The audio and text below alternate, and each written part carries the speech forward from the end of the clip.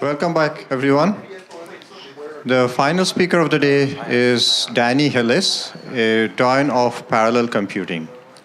Unlike George, Danny started his academic career as a neurobiologist and then quickly switched to artificial intelligence. And he was, after graduating, he founded Thinking Machines, where he built the first massively parallel computers out of commercially available processors. And you built for DARPA, he built the first, this is the connection machine with 65,000 processors. And during the development of that, Richard Feynman worked one summer on this project. Oh, many summers. Many summers. Many summers. So his contribution to parallel computation is phenomenal, and as a computational physicist, I appreciate that. We all appreciate that intimately. Feynman, of course, was very appreciative of the importance of computation, and his idea for quantum computation can be simply put as a quantum computer can be simply put as a inherently massively parallel computer. So I will let's hear it from Danny. Well, as the non-physicist speaker, I'm going to talk a little bit different angle on things. I did meet Richard Feynman first at a conference on physics. And this was actually a conference that was kind of a crossover conference between computation and physics, held by Ed Fredkin. And actually, I met two very good friends there. You'll see Richard Feynman is right there. Freeman Dyson, who I'll talk about later, is there. If we have time, we can go through and look at some of the other people. But that young kid right there is me. So I was probably younger, about the age of the youngest people in this room, I would say, if not a little bit younger. And was working on a new kind of computer. Actually, there weren't commercially available microprocessors at that time that were suitable for parallel processors. We actually had to build our own processors from the transistors. I was working on that. And I was thinking about what would happen if you use matrices of lots and lots of processors, what now we call cloud computing. But it was at a time when that was considered in the computer science community to be impossible for very fundamental reasons. So the chief architect of IBM, whose name was Gene Amdahl, had something called Amdahl's law, which purported to prove that computers became more and more inefficient as you added more and more processors, and therefore it was a fool's errand to try to build a parallel computer. And I sort of intuitively believed that was wrong and had a project at MIT to do it. But in the course of it, started thinking about some of the limitations of it, and some of them really did have to do with physics, and that got me sort of connected with this crowd of people who at the time were very interested in cellular automata, which was an idea that really had come out of Ulam. And some of the very first users of computers, like Bigelow, had realized that you could have very, very simple neighborhood rules in computers where each memory cell had some state transition rule. And then that could evolve over time in a way that was kind of almost looked like particles colliding or something like that. So that was it was a sort of evocative idea that maybe underlying the universe was a kind of cellular automaton, and that the universe was a kind of computer. And there were many efforts of doing things, and for example, Conway had his game of life, which was a very simple set of rules, and people had sort of constructive proofs of things. This was something that grew quadratically. These were something called glider guns, which would put out a self-propagating kind of particle that would go through the matrix, go through the ether, repeating its shape and moving along at a certain kind of speed of light.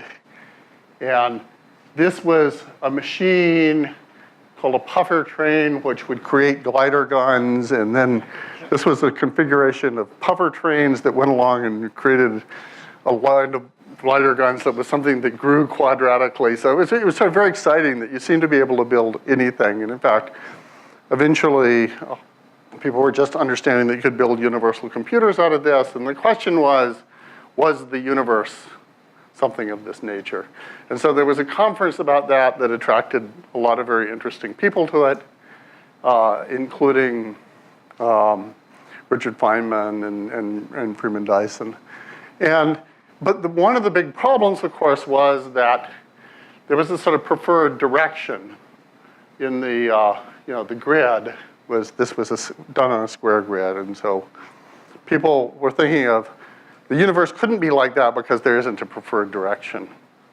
So how could you get along that problem? And Feynman presented a paper that maybe that was a random grid. So maybe there was a kind of a foam that the universe was made out of cells that did transitions and so on. And as far as I know, that theory never went anywhere. People did, though, find ways of making things like hexagonal grids and so on that had apparent anisotropy over many kinds of operations. So it was a field that, in fact, did not play out. But I made some good friends in it. And particularly, I got to know Richard Feynman and actually hired his son, as his son Carl, as a research assistant working on this machine. As a graduate, I was a graduate student at the time. But then eventually I decided that I needed to build a really big machine, and it was much too big a project for a graduate student, so I would start a little company on the side, which was an unusual thing in those days, which MIT actually told me, well, students can't start companies, which shows you how much things have changed since then. So I went out to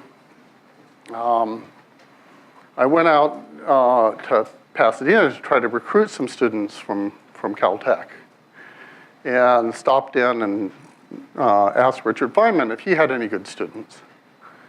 And he said, well, what are you trying to do? And I explained it to him. He said, well, that's a really kooky idea.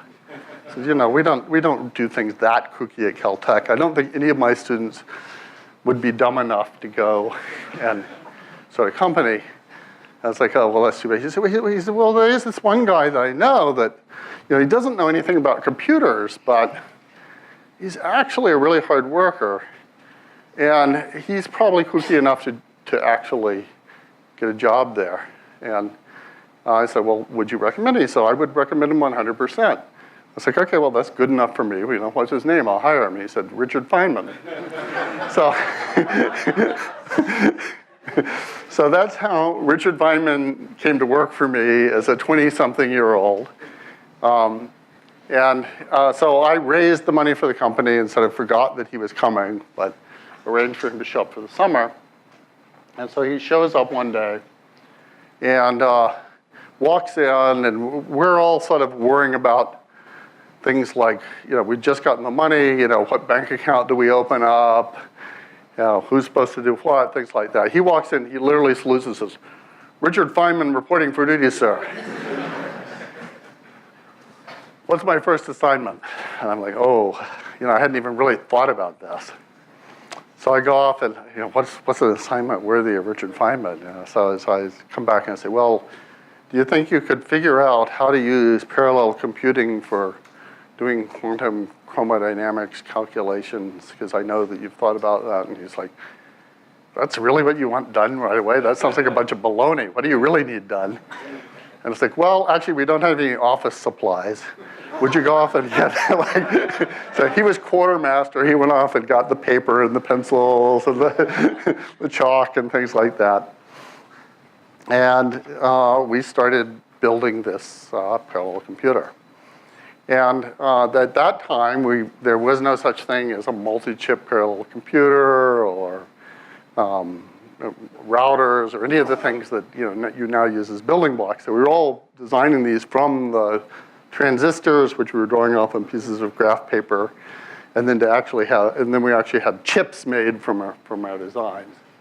And so he really got down into the details of it. And I'll just show you one of the things which will clear up a little mystery.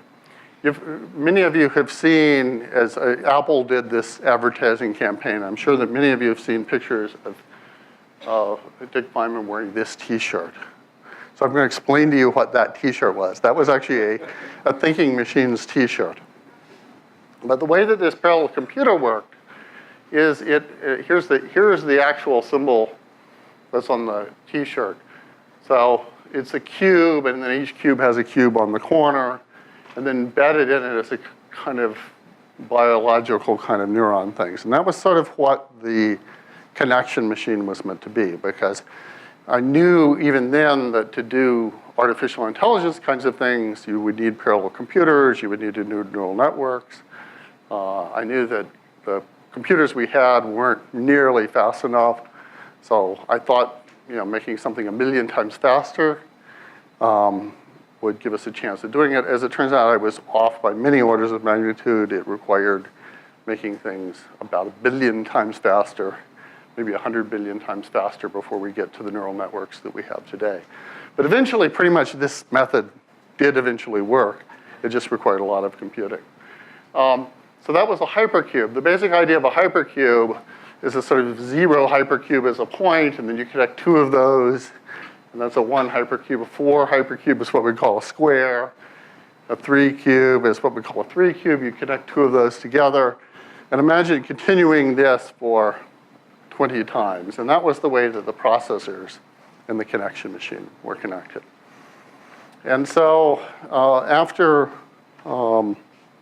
Dick Feynman got finished buying the office supplies, we put him on our second most pressing problem, which is I basically designed a chip that routed messages from one processor to another, so that if there was a connector, it was a signal that needed to go from one processor to another, it would steer its way through the hypercube. And the way that it would work is that every message had a relative address, which was a 20-bit number. And the 20-bit number said, do you traverse this dimension or do you not traverse this dimension? And the chip would look at every bit as it came along, and even before the message came all the way in, it would look at the first bit. And if it was a 1, it would say, I need to put over the wire and traverse that information. Then it would look next, and it would say, I need to put over the next wire, and so on. The problem was, of course, you'd get many messages coming in on all the wires, and so sometimes many of them wanted to go out over the same wire. So you would have to build a little buffer, hold on to them. You couldn't hold on to very many because we only had so many transistors on the chip. So occasionally you would just have to give up and send a message out a wire in the wrong direction. And so we had a big question, which is, would the messages all really get there, or was there kind of degenerate case where they all ended up going around in circles, sending each other in the wrong direction? So we sicked Feynman on that problem. Well, we couldn't quite solve it, and we went ahead and built it as if it was going to work, but asked him to figure out if it would work, because we're basically putting all of our investment into this chip. It had better work the first time. And we didn't have money to sort of do a spin of a second chip. So he worked on it all summer, but he did something that drove us all a little bit crazy, which is he actually did this by writing down a bunch of differential equations, where the variables in the differential equations were the number of 1s in the bit position of a certain address, and then also the number of messages in certain buffers. Now this maybe doesn't sound so crazy to physicists, but to a computer scientist writing down a differential equation in the number of 1s, that's just nuts. And so he made this calculation, he did these differential equations. And of course, there was a kind of a randomness assumption in it, but he calculated that we only needed 5 buffers, that was going to be enough. And I had done some other more conservative, more conventional calculation that said we needed 7 buffers. So we're like, okay, well, thank you very much. But we're going to go with 7 buffers because we don't believe this crazy differential equation stuff. But then when it actually came time to build the chip, it turns out we didn't have enough room to put the 7 buffers. So all of a sudden, Feynman's equations started looking really good, and we decided we believed them. And so we built the chip with actually only 5 buffers, and it worked fine. So we built what became the fastest computer in the world at that time. Now, but Feynman loved actually getting down into the nitty-gritty of the bits. And he actually didn't know much about it, but he loved it because we were really understanding everything from first principles. So we were really drawing the transistors, building the gates out of the transistors, building all the circuits out of the gates. So you could really ask, what does this do? What does this do? What does this do? And he would get down into great levels of detail. And so, for example, one of the things that we needed to do the neural networks is we needed to do a logarithmic calculation at some point, which was a very expensive thing to do in bit serial. Now, Feynman, it turns out, one of his little tricks, he had many that were they were useful, but he almost used them like parlor tricks. But one of his secret tricks was that he had memorized the log tables. And so whenever somebody was going and giving a talk and talking about a bunch of factors that were multiplying, he was just like adding up the logs in his head. And then he would ask a question, well, excuse me, but all of those factors multiply to 4.932. Can you tell me? And he had just done this by adding up the logs. So he was very familiar with sort of fast ways of calculating logarithms. And he knew that the way to do it was to have a little table and then use that table to kind of digit by digit, the same way that Briggs calculated the original log thing. So he actually wrote the microcode for doing that in the machine. So he really liked diving into the absolute details, and none of us ever would have thought that it was possible. He actually had a log routine that was faster than our divide routine. So we could do a logarithm calculation because he wrote it faster than the divide, which he wasn't interested in writing. So he had his particular things that he liked to write. We also had just an amazing enthusiasm for talking about things. An awful lot of what he brought to it was this sense of excitement about the project. And one of the ways that he brought that sense of excitement is he was always comparing it to Los Alamos. So one of the things he would come to me and he said, look, Danny, these guys are all disorganized. What you need to do is you need to set up group leaders. And we're going to have, you need to have a group that's doing this and a group. So he was basically teaching me how to manage, but his principle of management was the principle that Los Alamos was managed by. And we need to have a weekly seminar series, and we need to, and so he was my management coach, I suppose, but he was more the morale coach. That was really a kind of contagious thing about him. It's interesting that I think this is probably sort of a constant throughout his career, that he was that kind of exciting, kept people moving. And it's interesting, Freeman Dyson, who I spoke with just before coming here, has some letters which he's published about at the time when he first met Feynman, when they were both probably in their 20s, and both very young, and his initial impressions of Feynman. A lot of it is about this. So with Freeman's permission, I'm going to read you a couple of Freeman's stories that in the letters that he wrote home to his parents about this crazy guy that he met. And Freeman, by the way, really, since his regrets that he's not here, it was a very difficult trip for him to make right now, but he would have loved to have been here, and he's here in spirit. But this is the first mention of Feynman in Freeman's letters. Young American professor, half genius, half buffoon, who keeps all the physicists and their children amused with his effervescent vitality. And there are lots of stories about Feynman in his letters. Parties where all the kids are waiting for Feynman to show up. So he always had that excitement going on. But I'll just read a more extensive quote, which I won't put up. But that kind of gives you. This was during the period when Freeman rode cross country And this was actually when Feynman began to understand that Schwinger and Feynman had kind of figured out what they had figured out was equivalent. But it partly came from this ride. So he's writing home to his parents in November of 1947.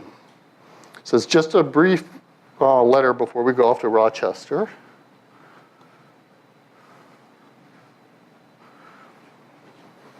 We have every Wednesday a seminar at which somebody talks about some item of research. From time to time, this being a joint seminar with Rochester. I'm being taken in Feynman's car, which will be great fun if we survive. Feynman is a man who I'm developing considerable admiration for. He's the brightest of the young theoreticians here. And he's the first example I have met of that rare species, the Native American scientist. Of course, the Manhattan Project, that was a pretty rare species. He's developed a private version of quantum theory, which is generally agreed to be a good piece of work and maybe more helpful than the orthodox version for some problems. That would be Feynman diagrams, although they weren't called that yet. Of course, Feynman hadn't published it yet. He's always sizzling with new ideas, most of which are more spectacular than helpful, and hardly any of which get very far before some newer inspiration eclipses them. His most valuable contribution to physics is a sustainer of morale, and he bursts into the room with his latest brainwave and proceeds to expound on it with lavish sound effects and waving about of arms. And life, at least, is not dull. So we definitely got that. He would burst into the room with his solution to the problem, many of which turned out not to be a solution to the problem, but it was quite exciting to have him go through one or another of the problems. Eventually, we ended up building this computer, which was the first commercially successful massively parallel computer. It's almost exactly the same, by the way, of what's on an NVIDIA chip right now. So and maybe 4 NVIDIA chips or something like that, but very similar architecture to that. And then we went on to build a second machine called, and a third machine called the CM5, which is pretty much what the cloud is today. That third machine was made out of commercial microprocessors, which were far enough along by then. So, and those machines became the workhorses of scientific computing, and for many years were the fastest machines in the world until they kind of got eclipsed by the cloud and things like that. So from a technical point, it was incredibly successful, but the most exciting thing about it is it let us get involved in all of these very exciting projects, from particle physics to astronomy to oil exploration and so on. So it became kind of a wonderful second education for me in learning all the things that people did with this machine. That was the first RAID disk array next to it, by the way. So he was tremendously exciting, and also I have to say that he would do things like, I mean, not just like write the microcode from logarithm, but I remember once when we were about to introduce this to the world, and we were getting ready for all the reporters to come, and we had it in the room, and we were going to do the great unveiling. And I was walking with the reporter from the New York Times, the science reporter, and he sees this guy up on the ladder painting. He said, "That's funny, that painter looks just like Richard Feynman." And of course, it was Dick up there with the paintbrush getting everything ready.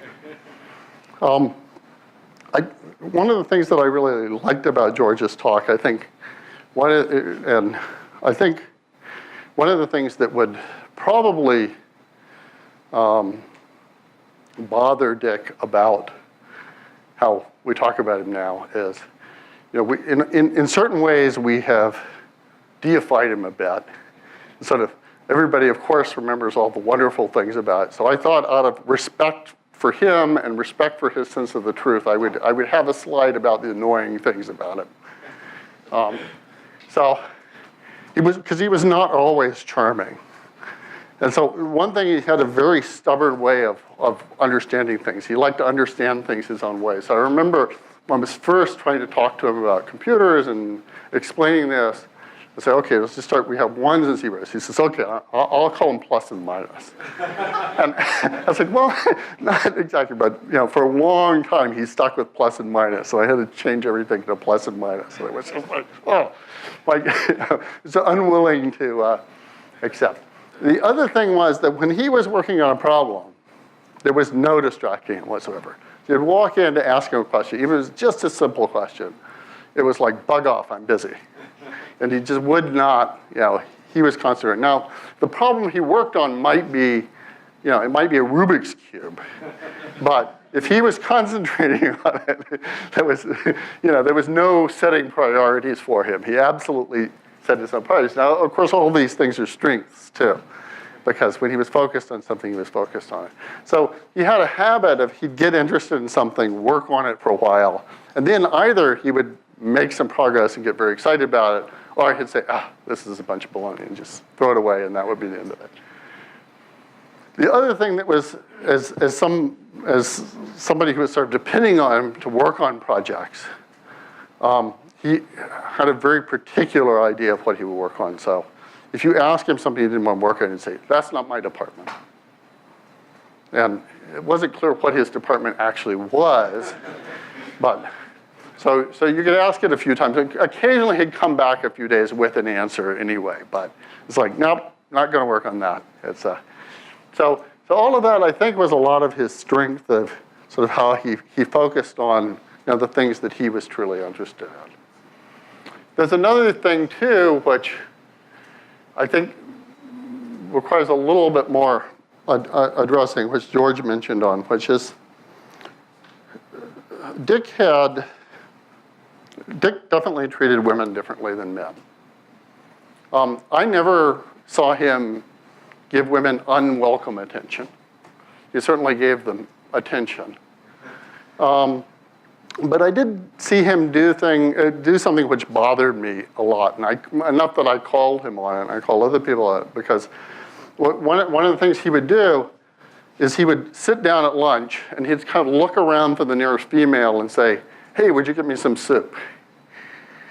And this was like people he knew were like the engineers, or the president of the company was a woman, or whatever, but he sort of felt a sort of desire to be waited on. And at one point, I said to him, I said to a female engineer, I said, does that bother you that he's doing that? And she said, yeah, it kind of bugs me, but on the other hand, he just spent 2 hours with me explaining quantum mechanics. So, I guess I owe him a bowl of soup. So people did forgive him for it.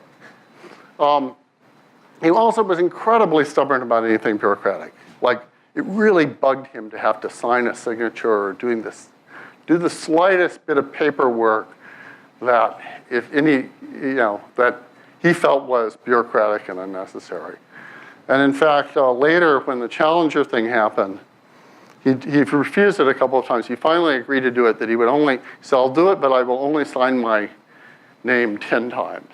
And so they agreed to do that. And then every time he tried to sign, he would tell me, it's like, had to sign my name again, we're up to 5, we're up to 6.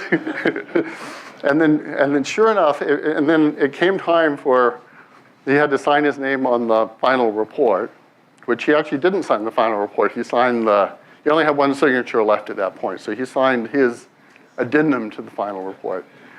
And then they gave him his check for the consulting fee and asked for a receipt to accept the check. But he was up to 10 at that point. And so I believe that he never actually cashed that check. I think he refused to take that. Michelle probably knows the true story on that. But he definitely, he had an absolute aversion for anything like expense reports and things like that. But he also, and he did have this wonderful way of engaging with people that was silly and fun, but he didn't always know exactly when to throttle it. And so sometimes he would goof around with people when you wanted him to be serious. And I do remember Michelle's first, we went out when she had brought her serious boyfriend out for the first meeting with the dinner, with the family.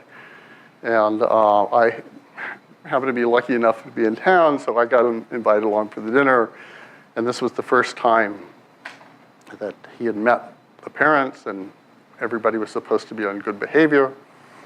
And we went to an Italian restaurant. And of course, Richard couldn't resist the temptation to speak Faco Italian the whole time. So, oh, welcome, oh, we love it to be here. We will have the spaghetti. It was just an extra vowel at the end of every word. And I kind of remember Michelle like, oh no, this is, But he said he didn't always choose. On the other hand, he constantly made friends with everyone. So one of the things that we loved to do together was experiments. I've heard about his attitude toward serious experimental stuff, but he did like fun experiments. And I just happened to acquire a microwave oven in the days when not many people had one while he was there. And so we got all the list of all the things that you weren't supposed to do with the microwave oven and try to figure out what to do with them. It turns out, well, like you don't put metal in them. But it turns out it's kind of boring just to put a big piece of metal, but if you put Christmas bulbs, which are metallized, you get fantastic sparks and sparkles. And light bulbs light up very brightly for a short amount of time until So we kind of went through the whole list of all the various things to do. You can explode eggs, you just go on the list saying the do nots, just try them all. And there's a reason for every single one of them. But one of the most famous experiments that we did together, spaghetti was kind of a big theme because he was staying, when we come to Boston, he didn't really cook, and I didn't really cook, and so what we often did is had spaghetti dinners.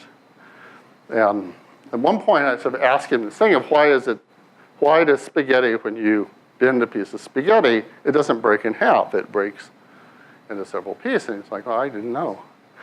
And so we started doing experiments of, bending it slowly or bending it partially supported on the edge of the table, or twisting it while we bend it, or breaking it into water. And by the end of that set of experiments, we had spaghetti all over the room, and we had to go out to eat. But it is an interesting phenomenon, and I've told this story often enough that I get a constant stream of papers from physicists explaining the various reasons why spaghetti breaks. In fact, actually, just within the last few months, there was a breakthrough in spaghetti breaking. Some physicists at MIT discovered that with the right amount of torque, you can, in fact, have it break in half and not break into multiple pieces. So there's a constant stream of literature now on spaghetti breaking because of that.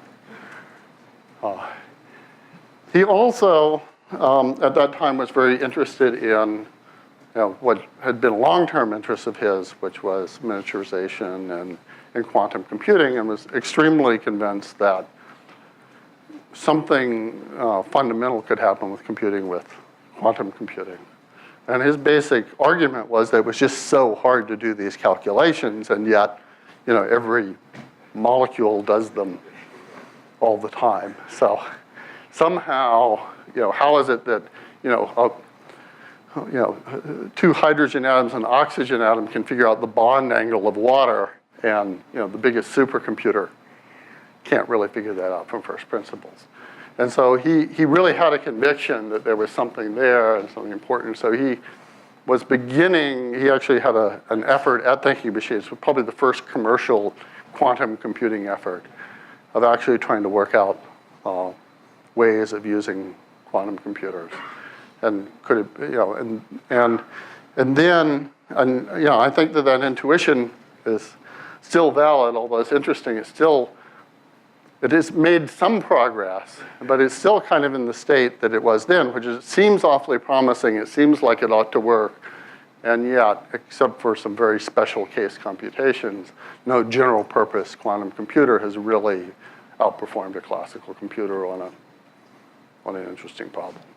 So it's interesting that after this much time, it's still kind of in that same state of it ought to work very well, and yet it doesn't seem to have worked. So it could just be engineering. It could be that there's something more there that we haven't figured out. So I think it's really interesting to me that that's made so little progress. When the last summer that he was going to work for me, this happened, and this was a big event that surprised everybody, and he famously got involved with it. And one of the things that was interesting about it is that, of course, he had been very famous among physicists before, but he was not a household name by any means until he sort of did one of his hokey, fun experiments on the O-ring. Now, as it turns out, he was kind of set up for that because there were people at NASA who did, in fact, know what was going on, but they knew that they could take advantage of his anti-bureaucracy thing, that he was going to be there. So he was going to be their spokesperson. But they did it in a way that actually at the time he didn't really understand he was being used that way. So only afterwards did he kind of understand that he was set up to do that. But of course he did it beautifully. He did the famous dipping the O-ring in the water and demonstrating it. And then, more important, what he did was that he told the truth about the problems within NASA that had caused it. So the rest of the commission was very happy to write a kind of whitewash report that said everything had been perfectly, it was just a freak accident. And he wrote a contrary report. And this is where the sort of good side of his stubbornness came in. He wasn't going to go along with everybody else, and wrote a contrary report saying that, in fact, there were systematic problems in the bureaucracy of NASA that suppressed dissenting opinions, that caused people in charge of the schedule to have priority over the people that had the technical knowledge, and so on. So it was a very unpopular thing to do within the commission, but in fact had a lot of good effect on NASA, and I think eventually had huge effects, although it took probably a second. He predicted that it would happen again. It did happen again. And then I think when it happened again was really when the impact of that report happened. The last thing that I got to work on him with was he had always been interested in biology. I got very interested in evolutionary biology. We had these big parallel computers, and we were able to calculate a bunch of things that we hadn't been able to. And one of the things that I'd been interested in a long time was how do traits evolve that evolve many, many genes. So, for instance, a bird's instinct to make a nest requires the bird goes off, finds the right twig, breaks it off, puts it in the right place. You can't. So there are many, many steps to the behavior of that somehow evolve. And even if each of those only requires a gene, which is also hard to imagine how that could be, how could you evolve 20 genes when 19 of them are useless by themselves? And it's not, none of us believe that Darwin was wrong, but somehow the numbers just didn't work out. So Dick and I worked on this problem for a while and kind of realized that all of population genetics that we knew about was about selection, drive for the selection of a gene. But that, of course, you were dealing with finite populations, and there was a sampling error, which also caused a drift. So the real right equations we figured out were much more reaction-diffusion equations, which were like Fokker-Planck equations. And so we got very excited. We solved this thing that seemed to be non-Darwinian evolution, and we were sure that we were onto something wonderful. And then I went back to Boston, and I was thrilled, and I found this book by Kimura, who had written it basically 20 years earlier. And this whole theory had been totally worked out by someone. It wasn't that popular a theory, but it had been worked out and in fact taken farther than we had taken it. And he had all the evidence, he had a lot of biological evidence for it and so on. So he had figured it all out and still been very much ignored. But so I was sort of devastated that this great thing we'd come up with had been anticipated and ignored both.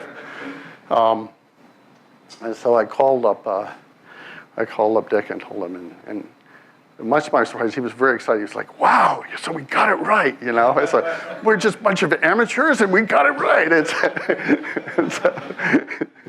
It was a very exciting moment.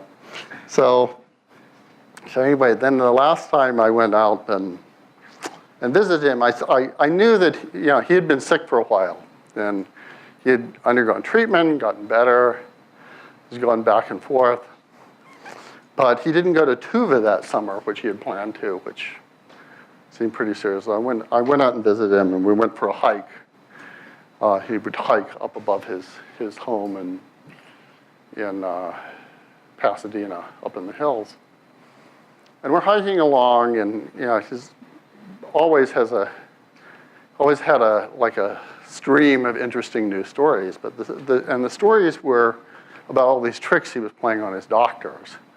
So, as he was undergoing treatment. So, for instance, he would, when they were out of the room, he would read his charts, right? And the doctor would walk in and say, "Well, how are you feeling today, Dr. Feynman?" He would say, "Well, my blood pressure feels like it's up about 2 points."